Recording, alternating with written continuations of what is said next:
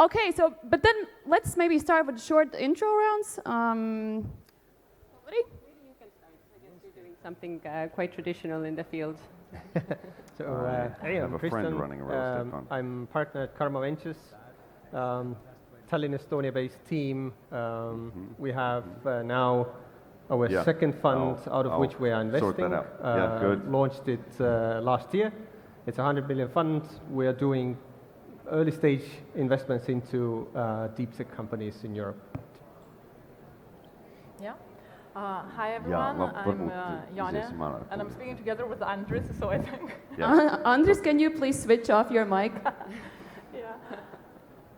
I'm glad to be accompanied, so that's fine. Yeah, I'm an early stage investor from Lithuania, so I think I'll give a perspective a little bit on that. I think early meaning really early, like the earliest of all. Pre-product, pre-revenue, a lot of vision, a lot of founders, personality stuff, so yeah. Hello, I'm Helery. It has been a long day, so good to see some of the strong ones still left. I guess I'm doing basically what you guys are doing as well. My aim is to find companies that we like and give them the best chances to survive, give them money and network and knowledge as well, but we do it in a little different way. We don't have a fund, we don't have any LPs. It's myself and 3 of my partners, the founders of Pipedrive. So I guess you can call us somewhat like a Superangel syndicate or a friend's office instead of a family office. So it's we do make decisions quickly, invest in the entire world more or less in all the sectors that we like, and yeah. Hello everyone. So last time I was on the stage I was representing Cliff 99. Today I'm with Change Ventures, the newest member of the team, and focusing also community and portfolio growth. That's kind of my role today. And our last panelist. Yes, hey, I made it. But my name is Marko. I'm from Superangel, and we've been investing in the Baltics and elsewhere as well for the last 4 years. Starting our second fund, 50 million fund, quite soon, and we'll invest in deep tech, mobility and logistics, fintech, and SaaS as well. So a lot of things, and we have in our portfolio family we have already 3 or 4 unicorns, so doing really well. I think that was a strong last pitch. All right, so let's get started. I mean, so for the past few years, obviously it has been getting every year a bit more crowdier when it comes to the VC and also the angel space. I think it also, our current setup quite much also represents the busyness within the sector. However, I would like to take you all down the memory line for the starters to kind of give our audience a bit more perspective on how did we get here? How did we get to the point where VCs are actually competing for deals instead of, waiting for the founders to pitch them? So, and I would like to start with Kristjan, as you have been in the investment scene for the longest time. Mm-hmm. Yeah, I started in early stage tech investment space in 2008, and that was a few years after Skype was sold to eBay, and all this technology company field was only getting started. And in the beginning it was Ambient Sound Investments, which was Skype's founding engineers family office, and then SmartCap in Estonia. In Latvia there was some state-based funds, Imprimatur and FlyCap. And in Lithuania, some early angel co-investment funds plus then angel investors. And it was like very few, and the main trouble for the ecosystem was that how all the startups that were started would be getting funded. But I think the change started really to happen once the first success stories appeared. Yes, Skype was like the original catalyst for Estonia, but once the second generation of unicorns made it, then the number of angel investors became like really larger. Earlier pre-seed and seed rounds got invested, then the fund started, and all this success and activity attracted investors from other countries as well. So that's how it rolled. And I think that country by country it happens the same way. In Estonia, It happened a bit earlier because the big success stories came some years earlier. Then in Lithuania it started happening when Vinted and Trafi and companies like that made it well. And now in Latvia, when Localize and other companies are raising and getting successful, I see the same pattern. Angels coming out, starting investing and so on. And Jone, maybe we can also take a look a bit of what's happening in Lithuania, like what has happened during the past few years. Are you seeing some a bit more different growth trajectory? Yeah, I would say it's probably the same as across the Baltics, and definitely, probably we kickstarted our ecosystem the same as in Estonia like 12 years ago or so, a little bit, yeah, maybe around that time, but not with the unicorns, which took us a little bit longer time. But now I think that the best thing is actually we can say we have an industry. Like it's not as scattered, some angels, maybe someone trying to invest. It is an industry now where people want to come and work. We have people that completely understand what being a limited partner in the fund is, and like all of this is just amazing. We didn't have that for sure, like at that time. You would have fitted the whole ecosystem on this tiny stage for sure. So, and then since then, I'm really glad to see that the same people that kickstarted the ecosystem, they're still around. They're really loved, like you see how they're interacting with everyone here. I think this is the biggest achievements, and the valuations, the numbers, this is maybe, a secondary result of that. But for sure, I think the unicorns on stage reflected that. 2 unicorns from Lithuania was on stage. That was amazing. Yeah, I think it was a really good panel that the guys put up previously. Helery and Kart, you are probably kind of like the youngest members of the investment scene here. And maybe a quick follow-up on that. What made you kind of move the tables around your career and start investing and look at the companies? Well, for me, it was definitely Ragnar who called me up, as he does every now and then, saying, like, let's start a fund.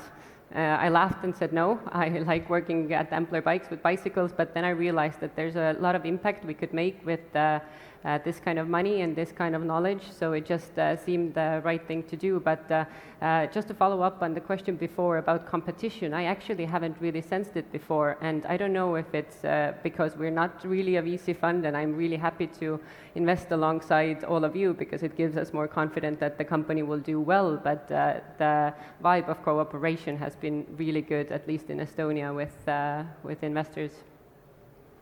For me, I can say I've been passionate to help early stage companies to go global, like past 10 years, not even being in VC scene. And I think I had this opportunity from EQT before they did investment into Single Earth, and kind of talked with Sandra, and she kind of convinced me that this part of the table can be pretty interesting too, and looked into that. And I'm really happy to turn the tables and still help the companies to invest in them and grow and think globally. Yeah, I mean, the merrier it gets.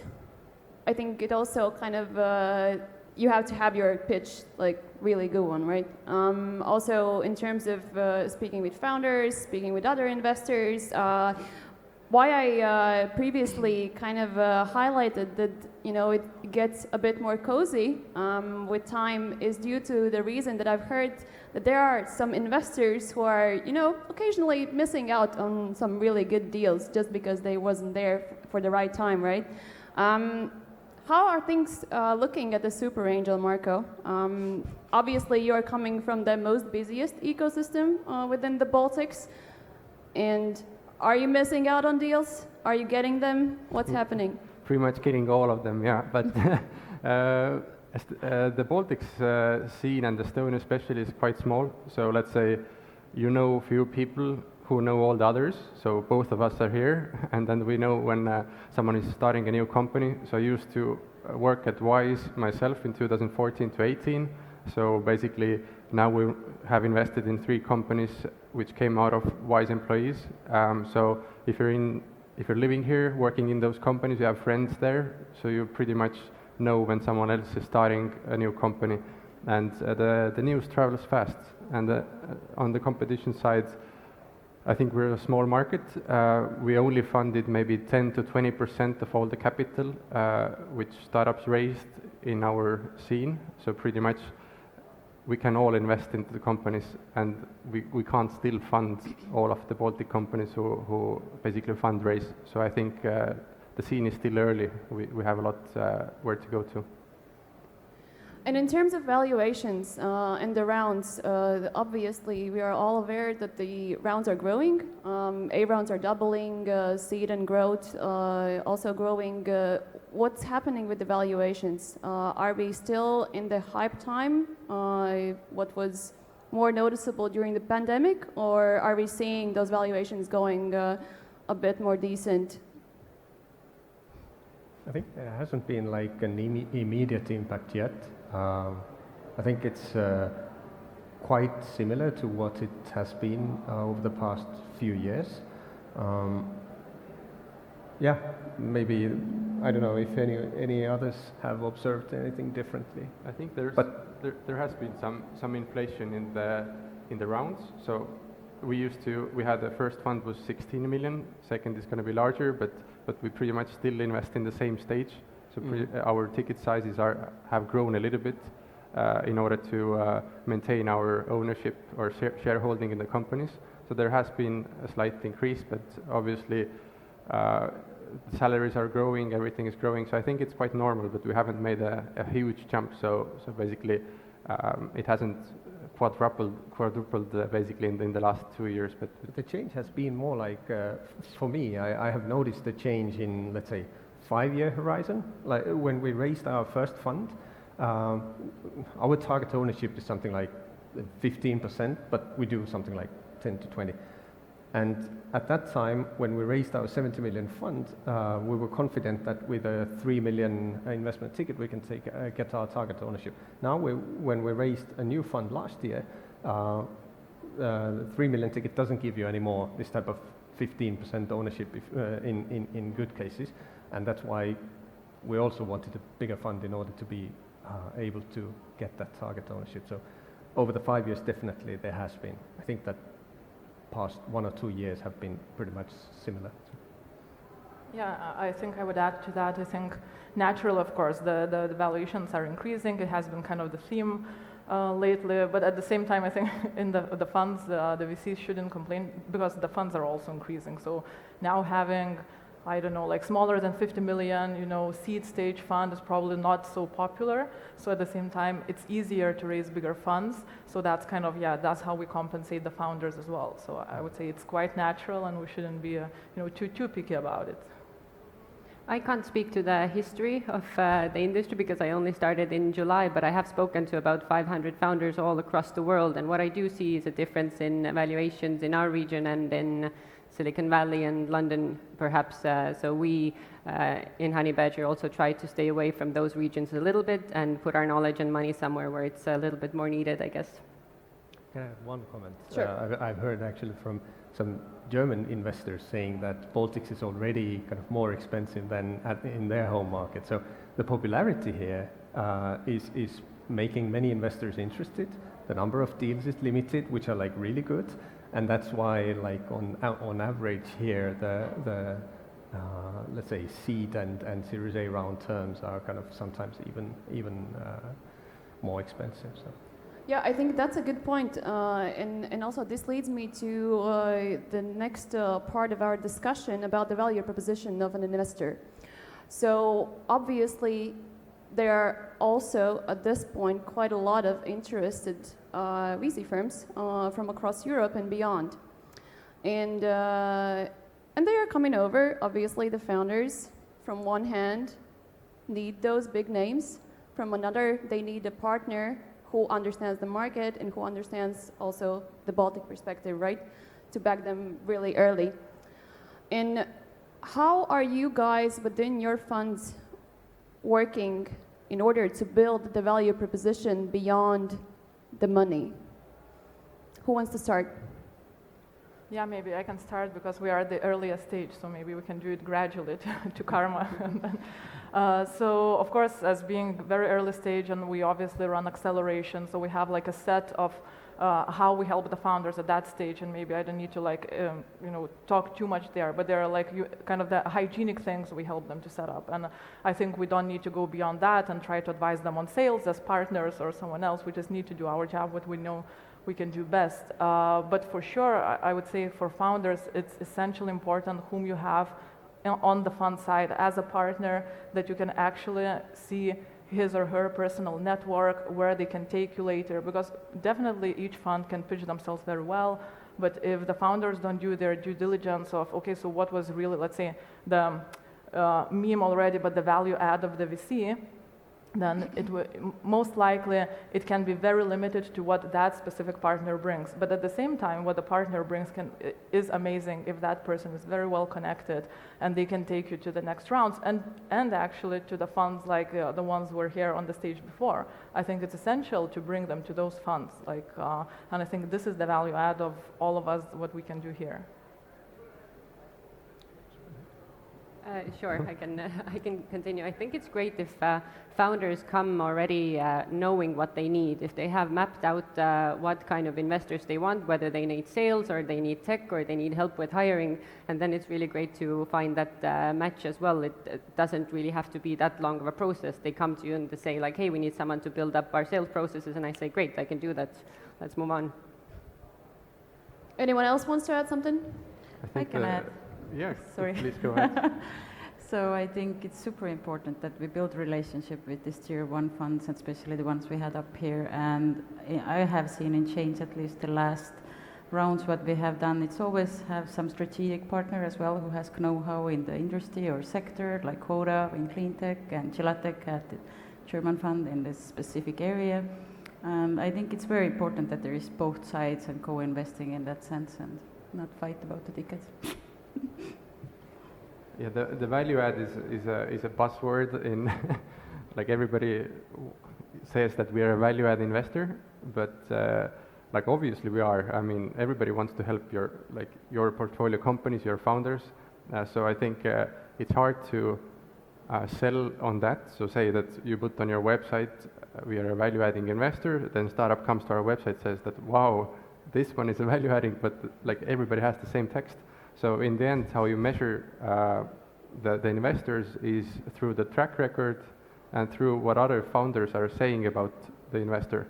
So what we try to do in Superangel is just help as much as we can the founders, and we hope we're doing a good job. We hope they're doing well, and that word travels around, and basically these founders are advocates for our fund as well, so they recommend other founders to come to talk with us. So I hope so far track record has been good, so companies are doing well, and we hope in time the founders are preaching Superangel as they have so far. Another few VC firms, well, probably bigger a bit, who are building so-called platforms. So quite few around Europe also trying to kind of get in-house all the sector-specific specialists to help their portfolio companies. Are we seeing something like this also in the Baltics, or is this at within the Baltic level still with accelerators? I hope we can see this. I think Superangel and ourselves have been working together on Storadera, one of the company that we share, and it would be great to see this actually be a real process and have these kinds of platforms, but I think we're still taking baby steps. We also been building last 4 months kind of insight tool, especially to help portfolio companies to figure out who is the best match for them in this round, in this region. So far we have tested it in 4 or 5 companies fundraising, and at least I see a progress, and I hope it will save times for the founders. So that's the number 1 goal why we do it. Superangel has had full-time employees in the company, in our fund, whose main job is to look after our portfolio companies and help them, in addition to partners and the investment team. So we have been doing it, and thanks to the grant as well we had with the first fund, which helped us to provide that help. But we saw that this works really well, and we'll continue this with the second fund as well. And maybe others can comment. Like I know everybody's doing something or thinking in that lines, but but yeah, we definitely are having people just on that in the fund. I think we have taken, let's say, more traditional approach that we haven't built this type of dedicated platform of people full-time, for example, on marketing or sales or something like that.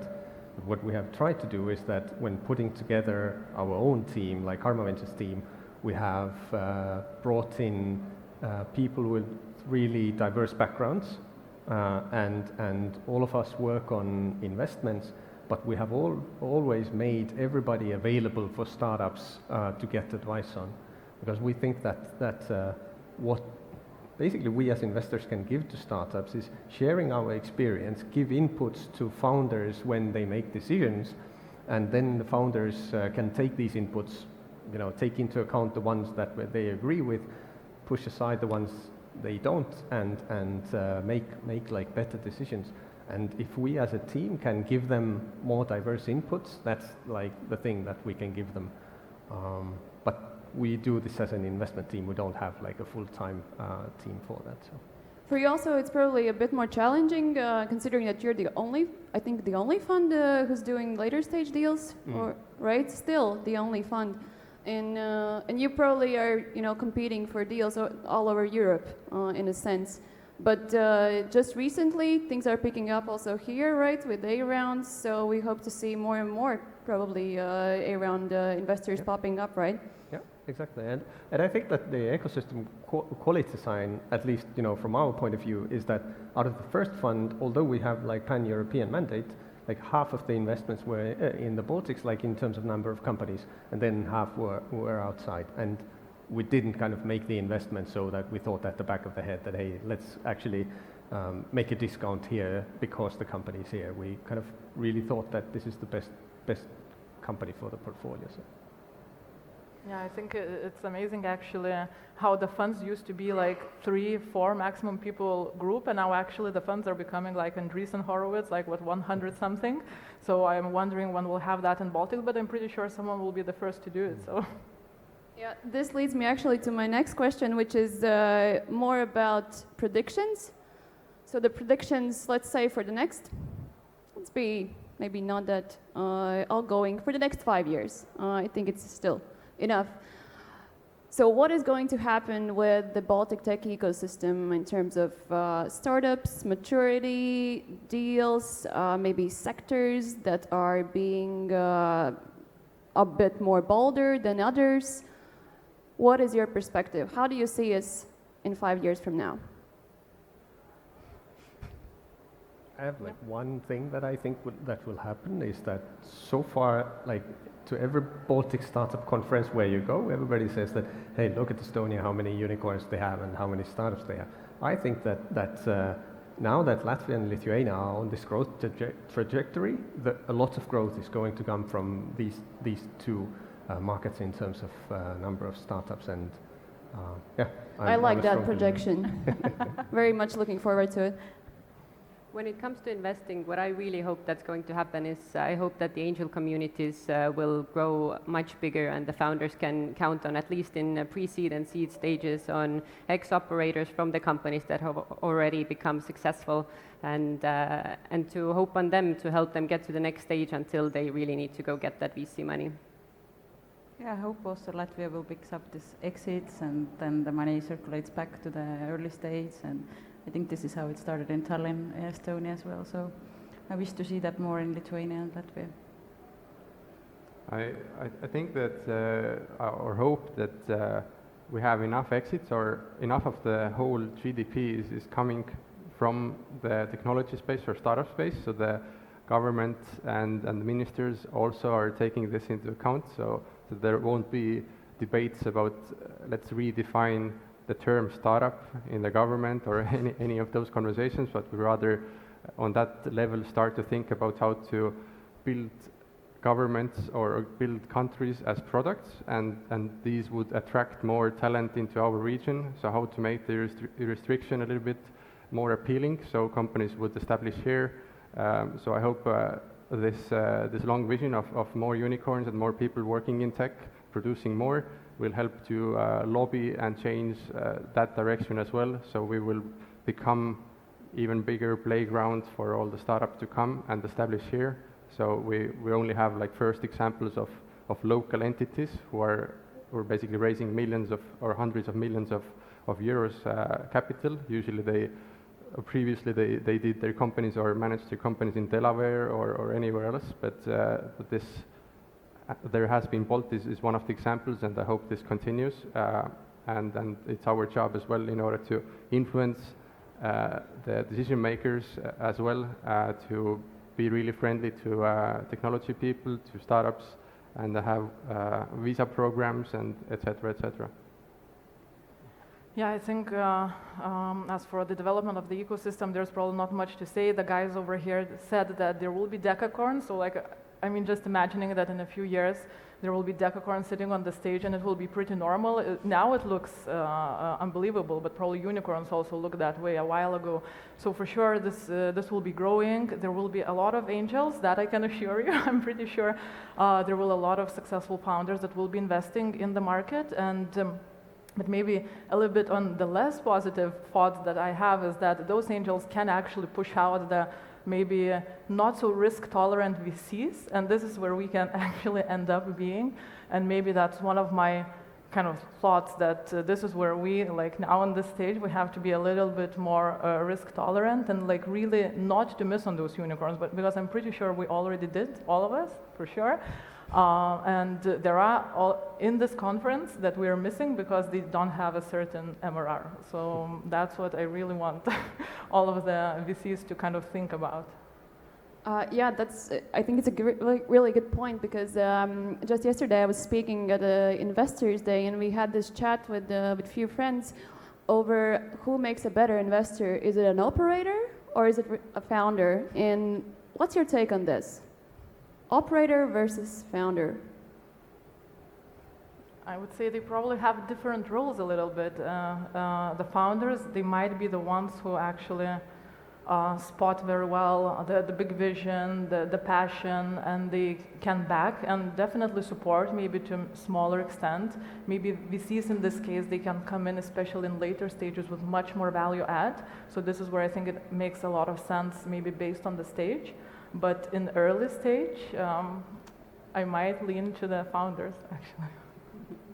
I would reiterate the founder to entrepreneur. So I think the community should be led by founders and entrepreneurs, and that would be the most beneficial for the ecosystem.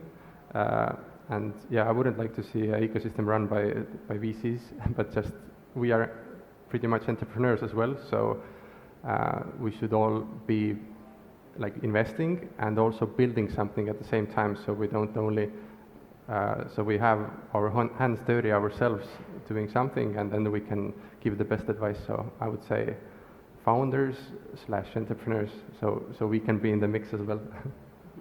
Just to contradict, I think there was a Harvard study on this at one point of time in the past, where they actually found that founders did not actually make the best returns for the funds because okay, their we have data here. Because their risk-taking profile was much more different. In VC, you need this kind of portfolio logic in order to make the returns work, and founders were very deep inside like single opportunities and lacked this portfolio view. So it's not that clear. Of course, I fully agree that founders can probably give like the best inputs to other founders that are getting started. But sometimes, you know, there are some twists that make things different in the end. Well, maybe it doesn't have to be like an either or. As a founder raising capital, get both on the cap table. Sure. Yeah, exactly. That's good. That's a good Yeah, solution. I agree with Kristjan as well. We actually had the same discussion yesterday.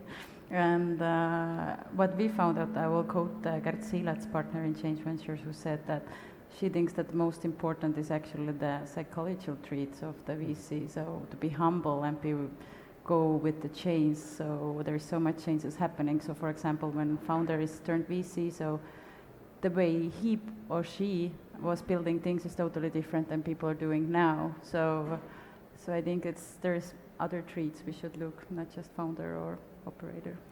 Actually, just very quickly to add to Helery, I think exactly the best value add I've heard of within Lithuanian community was a super founder investing with a fund. So it's kind of both sides are taking care of what they are the best at, and so that would be an ideal combo.